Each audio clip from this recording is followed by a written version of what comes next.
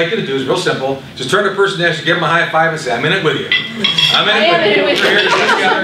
Yeah. I'm in it with you. Oh, yeah. No.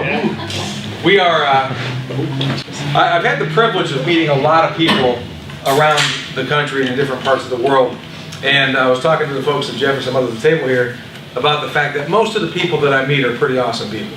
Most people want to do good things. They want to be helpful. They want to be of service. They want to be creative, innovative. They want to make stuff happen for their families. And they want to develop themselves to the highest level possible. Most people want that. There are those who don't, but the majority do. The problem is, of course, it's all based in physics.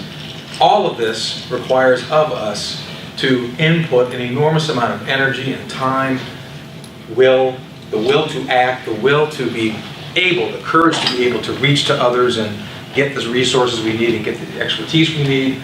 All those kind of things are never going to stop.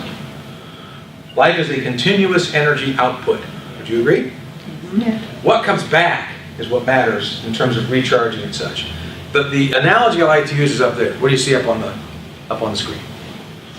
That's an iceberg. Every time I get up in the morning, I think about the day that I'm going to engage and the people that I'm going to meet. I try to think of them like an iceberg. I've only seen a little bit of what can be. I'm looking forward to what's in the shadows, the things I haven't seen yet, what I can get engaged with, where I can be creative, innovative, and find ways to make my life better, and the people around me as well. The iceberg is an awesome image to remember daily about the fact that life is always evolving and developing. This concept of normal, I'm not sure what that is, right? Normal is a constantly changing thing.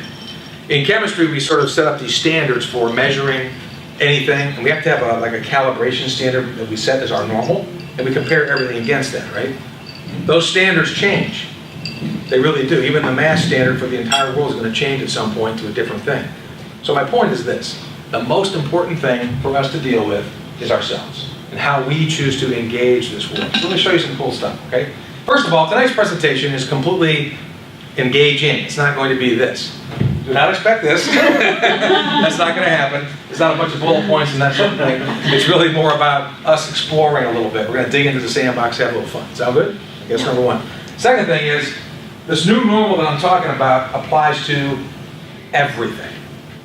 I mean everything. Our relationships, how we deal with ourselves, everything we engage in our business, all the stuff that we influence in the community, it's about everything.